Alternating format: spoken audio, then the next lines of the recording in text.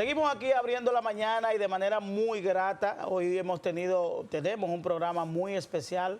Inicialmente conversamos con un nieto de un expresidente. Sí. Y ahora vamos a tener el privilegio de conversar con un hijo de un expresidente, pero sobre todo diputado al Congreso Nacional por el Distrito Nacional, por la Fuerza del Pueblo, y una persona que verdaderamente en términos políticos, en términos profesionales y personales, promete una carrera exitosa por su comportamiento, por esa actitud frente a la responsabilidad que debe tener todo político. Recibimos aquí a Omar Fernández. Bienvenido, Omar, abriendo la mañana. Bueno, muy buenos días y muchísimas gracias por la oportunidad. De verdad que le agradezco mucho, Dari, y a todo el equipo que te acompaña. Omar, antes de iniciar con los temas que habíamos definido, hay un tema que lo estuvimos conversando con Orlando Jorge y nos gustaría compartir la misma pregunta contigo, que es el tema de la experiencia en tu calidad de joven, aunque al igual que él tienes nociones de la política. La experiencia y la frustración. Sí, las experiencias y la frustración, es decir, la expectativa versus la realidad de ir al Congreso de la República Dominicana. Bueno, te diría, Dari, que la oportunidad que Dios y el pueblo me ha conferido para ser diputado y representar esta circunscripción número 1 del distrito en la Cámara de Diputados ha sido la experiencia más bonita de mi vida. De verdad que siento que ser diputado le dio sentido a mi vida y me siento muy honrado de poder trabajar en la Cámara de Diputados. Ahora, te podría decir que si algunas cosas yo pensé que eran diferentes y cuando llegué choqué con una pared, es el tema sobre todo de la burocracia. Te puedo decir que yo sometí mi primer proyecto de ley hace ya casi 1 año y medio y ahora es que está en agenda y se me ha caído ya 2 veces, ha perimido 2 veces y tengo que volver a reintroducirlo. Entonces, esa parte a veces es un poco frustrante, sobre todo porque son proyectos que yo creo que van en beneficio del país. Obviamente, no es culpa mía, no es culpa de ningún diputado que esté trabando el proyecto. Creo que a veces se entaponan los proyectos en comisión, donde se estudian. A veces no se convoca oportunamente para que los diputados vayan a conocer los proyectos y entonces, bueno, ahí se dilata la cosa, pasa una legislatura, pasan 2, perime, hay que someterlo otra vez y arranca todo el proceso de cero. Entonces, imagínate tú lograr pasar un proyecto en la Cámara de Diputados para que llegue al Senado y luego pase por todo el proceso en el Senado. Esas son de las cosas que, bueno, que lamentablemente no era lo que yo pensaba, pero es el sistema y hay que lidiar con el sistema como está. Primera vez que yo escucho un diputado que dice trabajar en el Congreso Nacional. Sí. Él habló de trabajar, él lo ve como un trabajo. Que es un trabajo. Primera vez que yo escucho el término, usted me corrige, expresidente. ¿Y cómo dicen los demás? Se trabaja mucho. No, que está, yo, Asistir. la palabra trabajo yo nunca la he escuchado. Yo soy diputado. Y yo tengo orgullo de estar ahí, no he escuchado la palabra trabajo. El problema no un problema de Omar, es que Omar es legislador. Igual que el otro. Esa es la diferencia. Porque hay legisladores y diputados. Hay diputados. Y hay legisladores. El que bebe café ahí atrás es diputado. Van a buscar un salario. El que está bebiendo café ahí atrás, mientras otros están hablando, están bebiendo café y haciendo cuentos, esos son diputados. Van a buscar salario o postula un partido. Otros van a buscar su pensión, si tiene un periodo, 2 periodos. Pero él llegó con un objetivo, por eso que dice que hay frustración. Para legislar. Él llegó con un periodo de desarrollarse como legislador, su primer periodo, y también desarrollar la política. El caso de Omar es diferente a otras personas dentro del partido Fuerza del Pueblo. Porque Omar ha buscado su espacio. No por ser hijo del presidente Leonel Fernández, no. Él ha buscado su espacio. Él será un heredero, pero no heredero porque lo enganchen como heredero. Eso lo ganó. Es que se lo está ganando para ser un posible heredero. Sí. Porque él coge su sol. O sea, no tiene la cara, o sea, que está quemado. O sea, que el hombre sale a los barrios a buscársela. La pregunta ahora que te quiero hacer, Omar, es: ¿por qué ustedes, como Fuerza del Pueblo, le tienen miedo a la palabra reforma constitucional?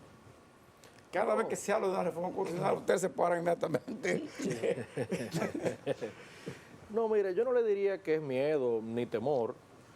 Más bien es que partimos de experiencias que han sido lesivas para el pueblo dominicano. O sea, la última reforma constitucional recordemos que fue para modificar un artículo en particular. Así es. Y entonces cuando vemos que esas acciones se dan y que una constitución es tan vulnerable como que se puede modificar para modificar un artículo, no nos parece correcto. O sea, las modificaciones no son malas de facto. Yo le diría que siempre que sea luego de una consulta nacional amplia, donde se establezca diálogo con todas las fuerzas vivas del país, con todas las fuerzas políticas también, y se consensúe cambios que vayan para fortalecer la Constitución. Muchos artículos pueden ser, pero que se modifique para un solo artículo no nos parece correcto. En el caso ya de la última reforma a la Constitución de la que se ha estado hablando, nos parece una discusión bizantina. O sea, hablar de modificar otra vez la Constitución para un solo artículo no nos parece que sea correcto, ni nos parece que tampoco fortalezca la democracia en este momento. Por lo que no es temor ni miedo, sino que nuestro partido nace de una causa. Y esa causa fue la defensa de la Constitución. Sí. Por lo que esa causa nos moverá y siempre nos tendrá de frente a aquellos que pretendan modificar sin un objetivo claro de por qué. Omar, dentro de tu labor de representación también está fijar posición sobre los diversos temas que afectan a la población dominicana en general. Y hemos visto que te has manifestado diciendo que el gobierno ha estado dando pasos, si se puede calificar, de improvisados y que no tienen un plan concreto para enfrentar la inflación y también la criminalidad que azota al país y de manera puntual y mucho más álgida al Distrito Nacional. ¿Puedes ampliarnos un poco de tu parecer sobre este tema? Claro que sí. Mira, en tema de criminalidad, evidentemente un plan no existe, porque no solamente vemos que la tasa de criminalidad no baja, sino que constantemente estamos viendo casos incluso de personas cercanos a nosotros, familiares, conocidos, amigos, allegados, que constantemente están siendo atracados o les roban o tienen alguna situación. Pero también lo vemos cuando la Embajada de Estados Unidos recomienda a los norteamericanos que no vengan a República Dominicana por el tema de la criminalidad. A tan solo días de haber promovido nuestro país como destino turístico de clase mundial en Fitur, que es considerada una de las ferias de turismo más importantes del mundo. Entonces, bueno, cuando vemos anuncios como ese, realmente nos llama la preocupación. ¿Qué estamos haciendo para mejorar esto? Recordemos que de Estados Unidos viene la mayor cantidad de turistas de República Dominicana. Cuando la embajada emite una alerta de que no vengan al país, es algo muy malo para todos nosotros. Entonces, cuando vemos que no hay un plan claro, cuando vemos que la policía actúa de manera represiva y no de manera preventiva, porque creo que tenemos que hablar de prevenir el delito, que no ocurra, no luego de que ocurre salir a resolver el problema, es porque definitivamente vamos mal. En cuanto a la inflación, bueno, yo creo que es el gran reto que tiene el presidente Abinader y su administración este año 2022. El precio de los alimentos, el precio de los combustibles, el precio de la energía. Veo constantemente a la gente quejándose y porque es una realidad. Claro. O sea, uno empieza a ir a los supermercados, empieza a ir a los mercados y a los colmados y se está convirtiendo en la casa del terror, como lo llamaban antes. ¿Me lo dice o me lo pregunta? No, no es mentira, es verdad que se siente en el bolsillo. Entonces, cuando vemos que no hay una solución, sino que por el contrario, cada día aumenta más, entonces estamos ante una situación complicada en la que creo que el presidente debe buscar una solución rápida o el pueblo dominicano se le va a revoltear. Omar Fernández, para mí es una gran satisfacción poderte entrevistar. Voy a hablar con el legislador. Nosotros tenemos una relación de más de 50 años con tu papá, desde cuando fue mi profesor en el Colegio Cristóbal Colón, y tu mamá, desde hace mucho tiempo, igual en el mismo periodo, y además compañero del Banco Central. Pero voy a hablar con el legislador, le voy a decir usted al legislador Omar Fernández. En el congreso que usted está participando, hay muchos jóvenes y muchos nuevos. O sea, que no es necesariamente lo mismo, porque los jóvenes son nuevos y también los nuevos que no son tan jóvenes. Sin embargo, son por primera vez legisladores. Y eso a nosotros como ciudadanos nos lleva a preocupación. Y nos lleva a preocupación más por las cosas que han pasado en este congreso. El punto de que hay muchas trabas, muchas reuniones, que no se lee todo lo que hay que leer, que a lo mejor quizá un resumen ejecutivo no se puede leer. Hay muchas cosas que la sociedad le atribuye a los legisladores que cree la gente y no son verdad. Y no voy a entrar en detalle, pero el tema de Barrigol, cuando lo hizo, no fue como se dijo, ni como lo dijo el presidente Danilo Medina. No fue así. Yo le expliqué en un artículo. Pero le pregunto a usted, cuando llegaron ustedes, los nuevos y los jóvenes, ¿hubo una inducción adecuada para los legisladores para explicarles qué es lo que se hace ahí, cómo se trabaja realmente, como decía el maestro de los legisladores, cómo se trabaja ¿Y qué se hace para ser un buen legislador? Sí, mire, yo recuerdo que cuando llegamos hubo una conferencia de inducción para los diputados, los nuevos y los no nuevos también podían ir a, diríamos, refrescar algunas Sí, ideas sí. por allí. Pero también depende mucho de la actitud de cada legislador. O sea, yo puedo ir a tomar una inducción y depende de mí con lo que yo quiera absorber o no. También allí se hablaba de cosas muy superficiales, que si la ropa debe ser tal cosa, Sí. que qué le toca a cada legislador. Bueno, esas son cosas que yo creo que había que dedicar más tiempo quizás al la trabajo parte de técnica, comisión, claro. a la parte técnica, que una curva de aprendizaje fuertísima. A mí me tomó meses Sí. entender bien el proceso de las legislaturas, cómo primen los proyectos, cómo se someten, cómo se conocen en comisión, las votaciones cómo son. En fin, todo lo que envuelve el proceso legislativo.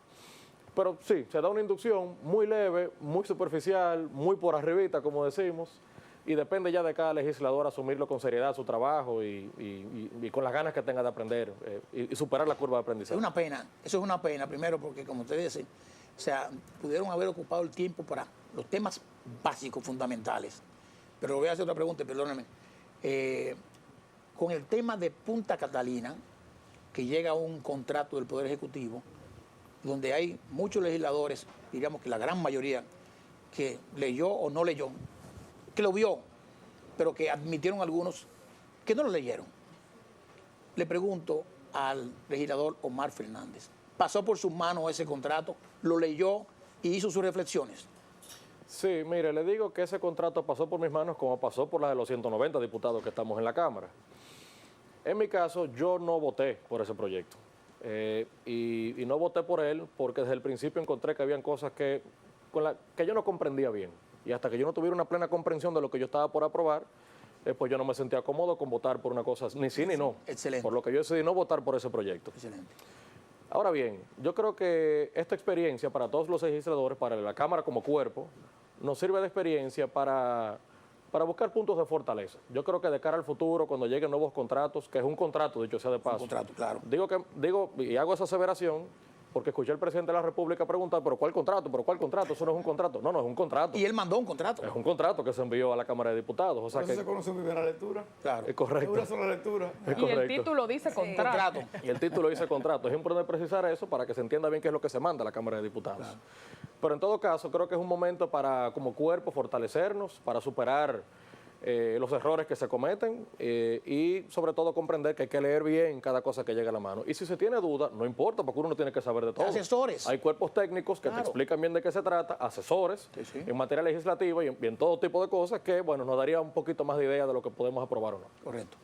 Omar, tú sabes que tengo una inquietud y te quiero hacer esta pregunta. Antes veíamos líderes innatos, orgánicos, completamente naturales, y hoy en día vemos esos líderes formados a vapor que carecen de formación política, carecen de formación profesional y abundan en lo que son las instituciones, en el Congreso.